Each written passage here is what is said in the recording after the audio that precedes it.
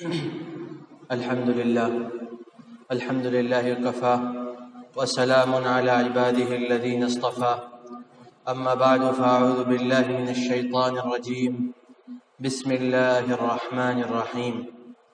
ولا تهنوا ولا تحزنوا وأنتم الأعلون إن كنتم مؤمنين وقال تعالى يا أيها الذين آمنوا بالله ورسوله صدق الله مولانا العظيم۔ حاضرین مجلس، عزیز دینی اور ایمانی بھائیوں اور نوجوان ساتھیوں، اس وقت انسانیت شدید پریشانی کے عالم میں اور انسانیت بے چین ہے، اور بالخصوص امت مسلمہ کے افراد کو اس بات کا احساس زیادہ دلایا جا رہا ہے کہ صرف ٹارگٹ پر وہی ہے۔ ظاہر ہے کہ رسول اکرم صلی اللہ علیہ وسلم کی بعثت اور اس کے بعد پھر آپ صلی اللہ علیہ وسلم کا طرز زندگی اور پھر آپ کے صحابہ کا طریقہ کار جو رہا، ہمیشہ دشمن کے ٹارگٹ پر امت مسلمہ رہی ہے۔ لیکن وہ دور تھا کہ جب رسول اکرم صلی اللہ علیہ وسلم اور پھر ان کے بعد ان کے صحابہ جو ایک بڑی تعداد میں کام کر رہے تھے،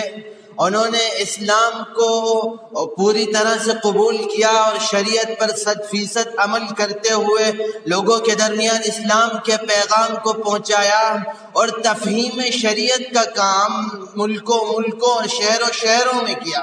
اس لیے وہاں پر تحفظ شریعت کی کوئی مہم چلانے کی ضرورت پیش نہیں آئی، چونکہ تفہیم شریعت اور پھر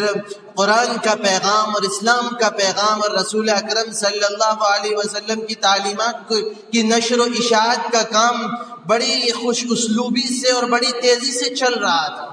ایک عرصے تک یہ کام چلتا رہا، یہ کام صحابہ نے کیا، تابعین نے، اور ان کے بعد جو بھی لوگ آتے رہے وہ کام کرتے رہے۔ آج ہم اس دور میں پہنچے جس کو ترقی یافتہ دور سے تعبیر کیا جانے لگا، لیکن دوسری طرف دجالیت، شیطانیت، خباثت، اس نام سے بھی اس دور کو یاد کیا جاتا ہے۔ اور ظاہر ہے کہ صورتحال بڑی سنگین ہے، اس لیے کہ اس دور میں سب سے زیادہ انسانیت پریشان ہے۔ انسانیت، رسول اکرم صلی اللہ علیہ وسلم کو بھیجا گیا، وما ارسلناک الا رحمۃ للعالمین، سارے جہانوں کے لیے رحمت بنا کر بھیجا گیا، اور آپ نے پہلے دن سے اپنے رحمتانہ پیغام کو عام کیا، اور آپ کے صحابہ نے اس پیغام کو عام کیا، اور آپ کے امتی اس پیغام کو لے کر آگے بڑھتے رہے۔ لیکن آج کے دور میں مسلمان، بلکہ ایک عرصے سے مسلمان اپنی شریعت سے دور ہو گئے، اور پھر اسلام سے، رسول اکرم صلی اللہ علیہ وسلم کی تعلیمات سے دور ہو گئے، اور وقتاً فوقتاً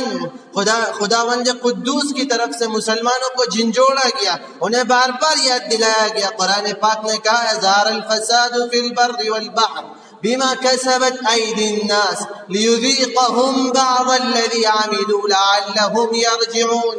لوگوں کو بار بار مزہ چکھایا گیا، جھنجھوڑا گیا کہ کسی طرح راہ راست پر آ جائیں، لیکن افسوس ہے کہ سدھار کے بعد پھر بگاڑ داخل ہوتا گیا۔ اختصار کے ساتھ مجھے عرض یہ کرنا ہے کہ اس وقت کی جو صورتحال ہے، جو قوم اس وقت دنیا کی معیشت پر،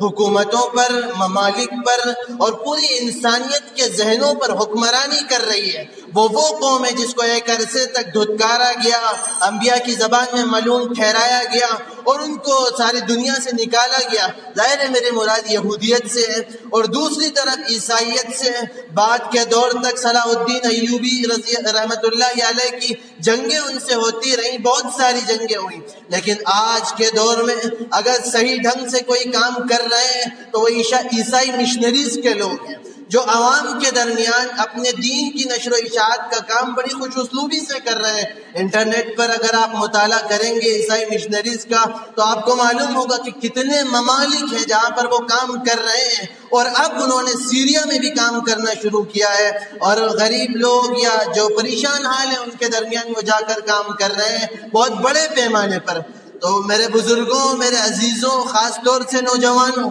ضرورت اس بات کی ہے کہ ہم رسول اکرم صلی اللہ علیہ وسلم کے ذبح کی اور آپ صلی اللہ علیہ وسلم کی تعلیمات کو سامنے رکھیں اور عوام کے درمیان تفہیم شریعت کا کام کریں، لوگوں کو شریعت سمجھائیں، قرآن کا پیغام لوگوں تک پہنچائیں، نبی صلی اللہ علیہ وسلم کی تعلیمات لوگوں تک پہنچائیں، اسلام کا امن و سلامتی کا پیغام لوگوں تک پہنچائیں۔ یہ وقت کی اہم ترین ضرورت ہے تاکہ پھر صورتحال تبدیل ہو اور تحفظ شریعت نہیں تفہیم شریعت کا کام ہو، تاکہ وہ مسلمان جو اس وقت شریعت مطہرہ سے دور ہے دوبارہ شریعت کو سمجھے اور قریب ہو، اور پھر کسی طرح کسی حکومت کی یا کسی بھی سلطنت یا طاقت کی شریعت میں مداخلت کی کوئی گنجائش برداشت نہیں، کوئی گنجائش باقی نہیں رہ جائے۔ اور اس کے علاوہ امت مسلمہ قیادت سنبھال لے، ضرورت اس بات کی ہے اور یہ کام ہمیں کرنا ہے بڑے پیمانے پر، اس کی ضرورت ہے، اس لیے اس کے لیے ہمیں تیار ہونا ہے۔ اللہ رب العزت